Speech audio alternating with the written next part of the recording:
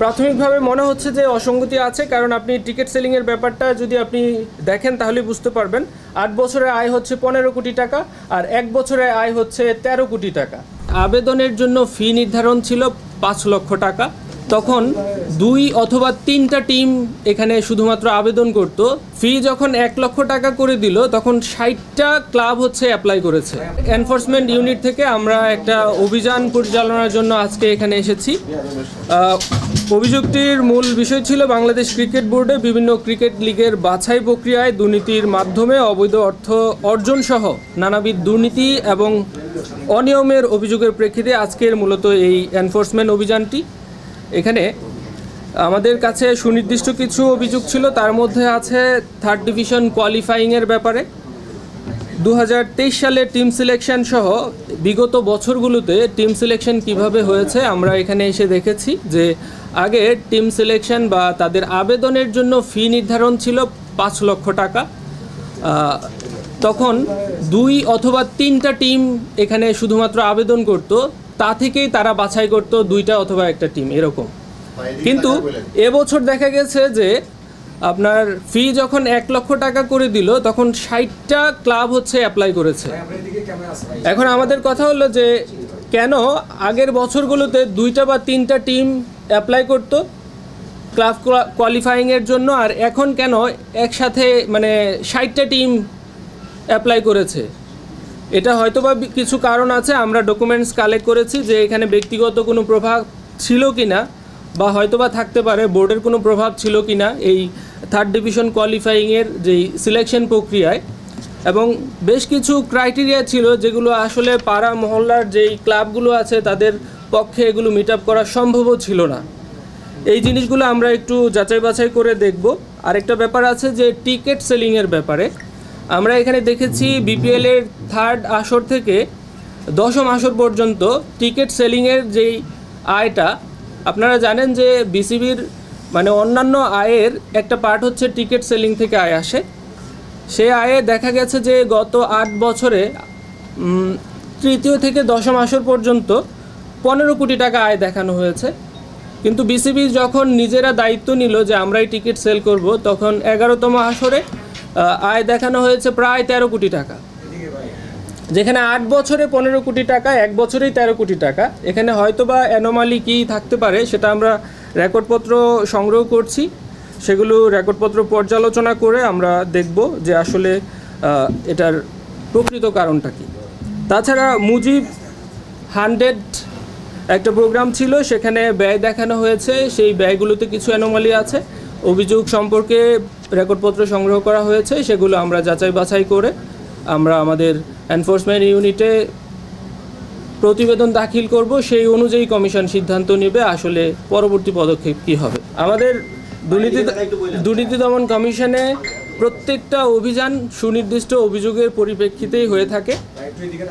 আমরা বিভিন্ন media, print media থেকে, বিভিন্ন মিডিয়া থেকে আমরা মূলত অভিযোগ পেয়ে থাকি। সেই অভিযোগগুলো যাচাই বাছাই করার জন্য আমাদের একটা কমিটি আছে।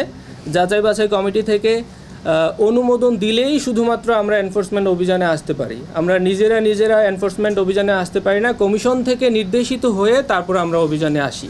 এবং এখানেও সুনির্দিষ্ট কিছু অভিযোগ আছে, সেগুলোর পরিপ্রেক্ষিতে আমরা এখানে এসেছি, রেকর্ডপত্র সংগ্রহ করছি, সেগুলো যাচাই বাছাই করা হবে। স্পেসিফিকভাবে কোন কোন ডিপার্টমেন্ট পর্যন্ত আপনারা কি কি নথি চেয়েছেন এবং কোন কোন নথি পেয়েছেন এবং কোথায় অসঙ্গতি মনে হচ্ছে আপনাদের কাছে, মানে এভাবে সহায়তা করা হচ্ছে কিনা? হ্যাঁ, ওনাদের কাছ থেকে আমরা সহায়তা পাচ্ছি।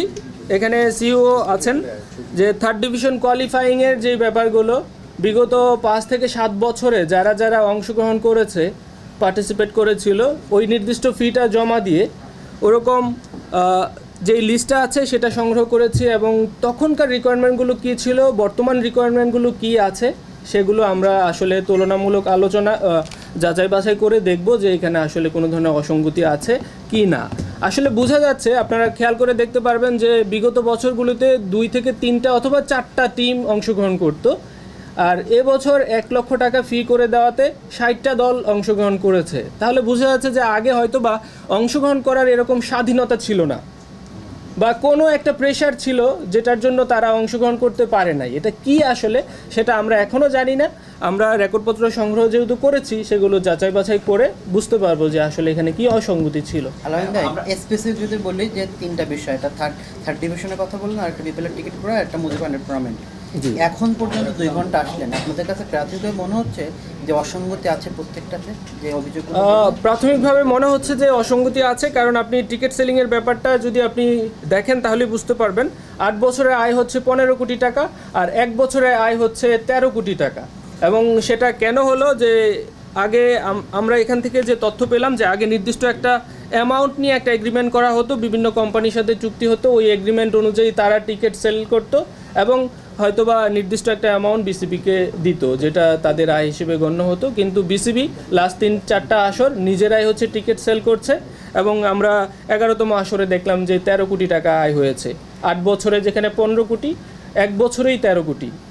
তাহলে আমরা রেকর্ডপত্র যেহেতু পেয়েছি সেগুলো পর্যালোচনা করলে দেখলে বোঝা যাবে যে আসলে এখানে প্রকৃতপক্ষে কী অসঙ্গতি ছিল। মুজিব 100-এ কনসার্ট সহ যে প্রোগ্রামটা হয়েছিল, এখানে ইন টোটালি প্রায় হচ্ছে 25 কোটি টাকার মতো হচ্ছে খরচ দেখানো হয়েছে।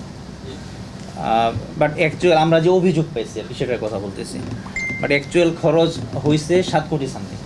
এখানে প্রায় 19 কোটি টাকা মানে খরচ দেখানো হয় নাই, না দেখায় সামহাও এটা সরানো হয়েছে বা কিছু এরকম একটা অভিযোগ পেয়েছি।